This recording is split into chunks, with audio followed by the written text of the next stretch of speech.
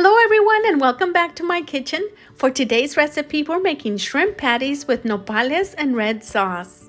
This recipe is very popular for Lent season, and today I'm going to share my recipe with you. If you would like to see how to prepare these delicious tortitas de camaron, continue watching this video and let's get started. To get started with this recipe, we're going to start out by cleaning the cactus. These I purchased in the grocery store, so we're just going to remove them from the packaging and give them a good rinse. You can find cactus pads in your local grocery store in the produce aisle. But if you can't find them there, you can find them in stores that cater to Mexican food, and 100% of the time you will definitely find them there. I've also found them in 99-cent stores, so if you have some in your area, you can also check there. But if you can't find cactus pads in your area, you can use the ones that are already in the bottle. Slice them into 1 to 2 inch strips and transfer them to a medium saucepan.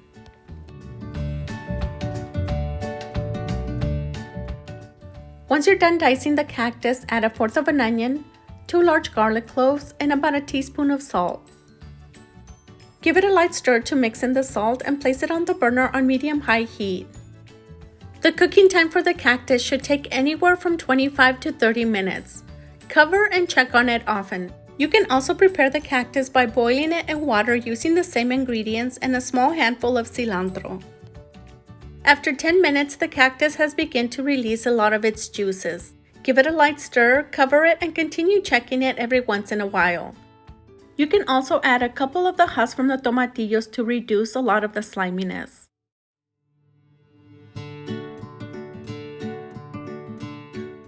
After about 20 minutes of cooking time, leave the lid off and continue cooking for another 10 minutes or until all the slimy liquid has simmered down.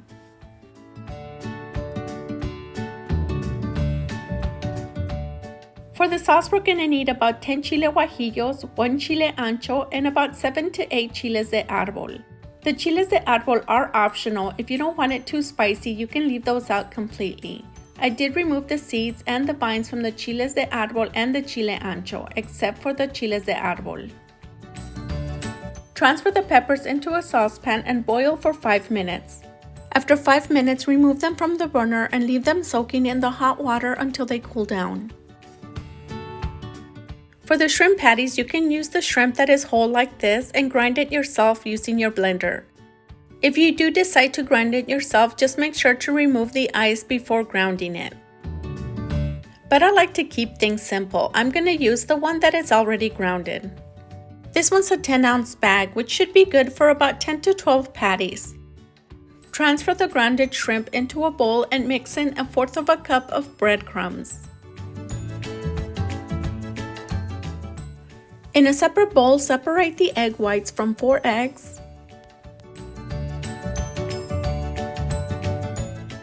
Place the egg yolks in a separate bowl and don't discard of them because we will be using those later.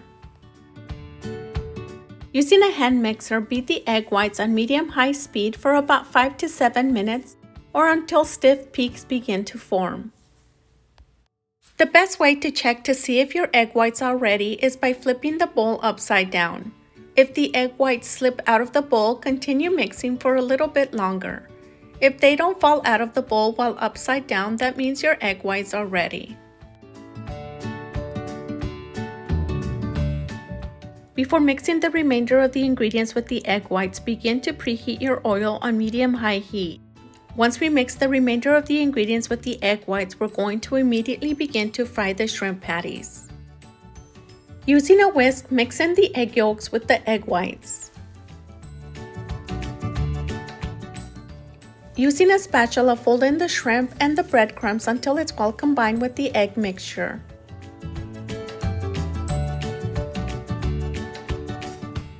Once it's well combined, take it over to the stove and begin to fry your patties. Add a good spoonful of the egg mixture into the oil. When frying the patties, I recommend you don't fry more than 2 to 3 at a time.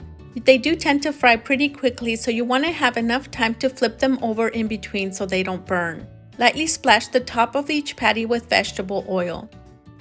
This is going to lightly fry the top of the patty and it's going to keep it from falling apart when turning it.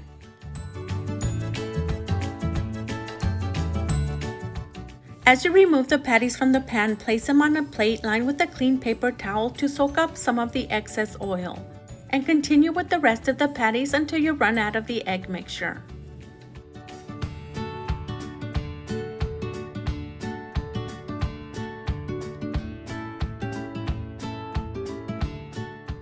With the amount of ingredients we used for the patties, we made a total of 13, but this could vary depending on the size that you make them. Now we're going to move on to prepare the sauce for the patties. Our peppers have completely cooled down and they're nice and pliable. Transfer them to the blender along with 3 garlic cloves, 2 cups of the water that we used to soak the peppers in, and 1 teaspoon of cumin. Blend on high for a good 1 minute or until you have a nice smooth sauce, and set aside while we begin to prepare the rest of the ingredients. In a medium pan, heat up a small amount of vegetable oil. Add half a roughly chopped white onion and the cactus. Sauté over medium-high heat for about 5 minutes or until the onion is nice and fragrant and translucent.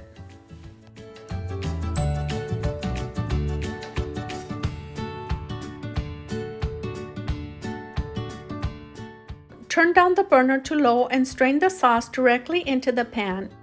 We still have a lot of the sauce remaining in the blender, so we're going to add 3 cups of water to the blender to get the remainder of the residue and pour it directly into the strainer. This is going to rinse off the residue that remains in the strainer. Give it a few good taps until all the sauce has gone through the strainer and discard of the residue.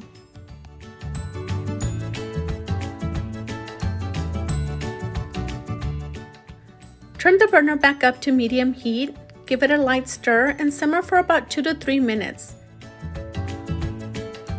After 2 to 3 minutes, give it a taste to see if it needs additional salt, and if it needs it, you can add more to your liking.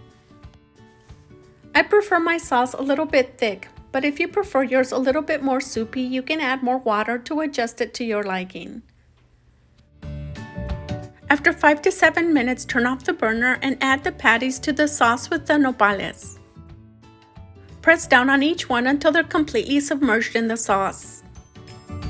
When growing up, my mom used to make extra patties for the kids. She would serve it with a side of rice without the sauce and the nopales, because not all kids like nopales. This recipe goes great with a side of rice or beans. Today we're going to enjoy them with the side of homemade refried beans. And now for the taste test. Con una tortillita de nopal. No más. Here we go.